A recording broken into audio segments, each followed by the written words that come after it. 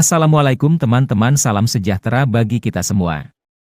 Di video pertama channel ini saya akan bahas kisah sejarah awal mula penyebaran Islam di Nusantara.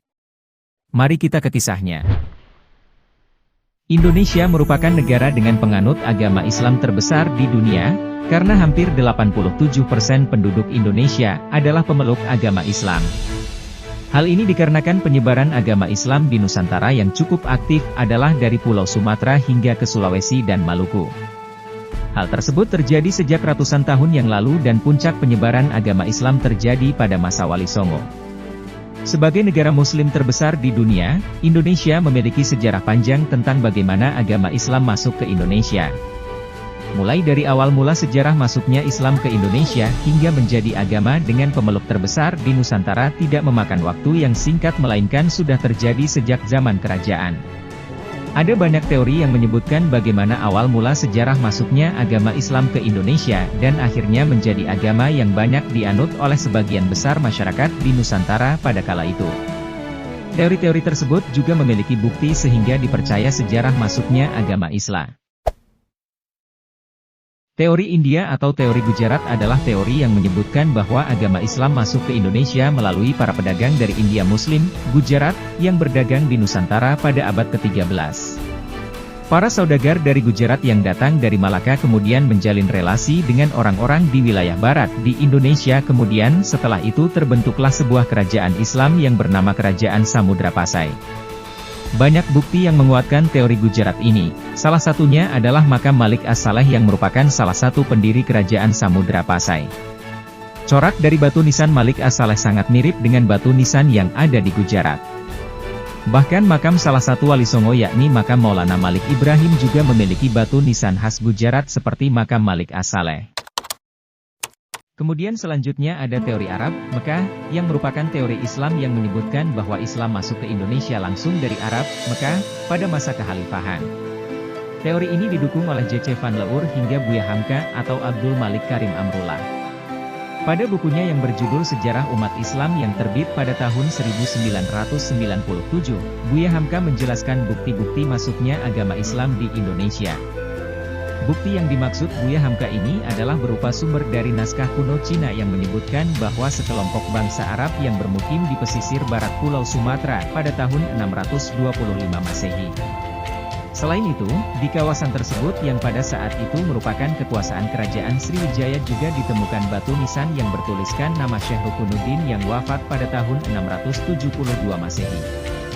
Teori ini juga didukung oleh teori Arnold yang menyatakan bahwa pada masa itu bangsa Arab merupakan bangsa yang dominan dalam perdagangan di Nusantara. Kemudian mereka menikah dengan warga pribumi. Teori yang menyatakan bahwa asal mula sejarah masuknya agama Islam ke Indonesia dari negara Persia, yang sekarang bernama negara Iran, adalah teori yang didukung oleh Husain Djajjadiningrat dan Umar Amir Hussein. Djajjadiningrat berpendapat jika teori Persia ini selaras dengan asal mula masuknya Islam ke Indonesia. Hal ini dikarenakan menurut Djajjadiningrat kebudayaan Islam di Nusantara memiliki banyak kesamaan dengan kebudayaan Islam di Persia. Salah satu contoh kebudayaan Islam di Nusantara yang mirip dengan kebudayaan Islam di Persia adalah kaligrafi-kaligrafi yang ada di makam batu nisan di Nusantara. Ada pula beberapa ritual keagamaan seperti tabot di daerah Bengkulu dan tabuik di daerah Sumatera Barat yang hampir sama persis dengan ritual keagamaan di Persia yang diadakan setiap tanggal 10 bulan Muharram. Akan tetapi seperti yang kita ketahui, aliran Islam di Persia merupakan aliran Islam Syiah sedangkan aliran Islam yang berkembang di Indonesia adalah aliran Sunni. Teori Cina merupakan teori yang menyebutkan bahwa asal mula sejarah masuknya agama Islam ke Indonesia berasal dari Cina. Agama Islam sendiri berkembang di Cina pada masa dinasti Tang, 618–905 Masehi. Islam masuk ke Cina sendiri dibawa oleh Panglima Muslim yang bernama Sa'ad bin Waqash yang berasal dari Madinah pada masa kekhalifahan Utsman bin Affan. Bahkan salah satu kota di Cina pada masa itu yakni kota Kanton pernah menjadi pusat dakwah Muslim di Cina. Dalam buku Islam in China yang ditulis oleh Jin A. Berlie, 2004, menyebutkan bahwa relasi antara orang-orang Islam dari Arab dengan orang-orang di Cina terjadi pada tahun 713 Masehi. Masuknya Islam ke Nusantara juga diyakini bersamaan dengan banyaknya migrasi orang-orang Cina Muslim ke Asia Tenggara terutama wilayah Nusantara yang kebanyakan memasuki wilayah Sumatera bagian selatan pada tahun 879 Masehi atau abad ke-9 Masehi.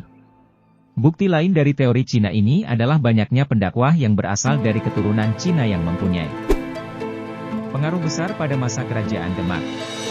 Seperti kita ketahui, Kerajaan Demak merupakan kerajaan Islam pertama di Pulau Jawa. Adapun buku sejarah yang ditulis oleh Nana Supriyatna yang menyebutkan bahwa Kesultanan Demak didirikan oleh Raden Patah yang merupakan putra dari Majapahit Islam ini.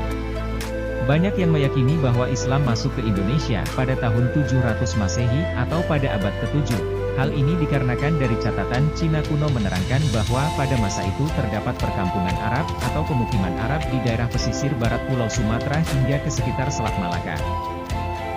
Para wali Songo tidak hanya menyebarkan agama Islam dengan cara mendakwah namun juga mengajarkan agama Islam dengan cara mendekati masyarakat pribumi dan berbaur serta mengikuti adat istiadat dan kehidupan sosial budaya di Nusantara. Di Kalimantan Islam masuk pada abad ke-18, hal ini terbukti dengan ditemukannya makam Islam kuno dengan batu nisannya. Sedangkan di wilayah timur Indonesia, Islam masuk melalui Sulawesi yang pada masa itu merupakan salah satu daerah yang memiliki kerajaan Islam dan tempatnya pun strategis untuk jalur perdagangan di wilayah timur Indonesia. Begitulah kisah sejarah singkat tentang awal mula penyebaran Islam di Nusantara.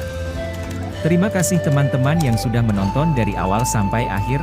Jangan lupa dukung terus channel ini, agar kedepannya lebih baik. Nama budaya salam kebajikan, wabillahi taufik wal hidayah. Wassalamualaikum warahmatullahi wabarakatuh.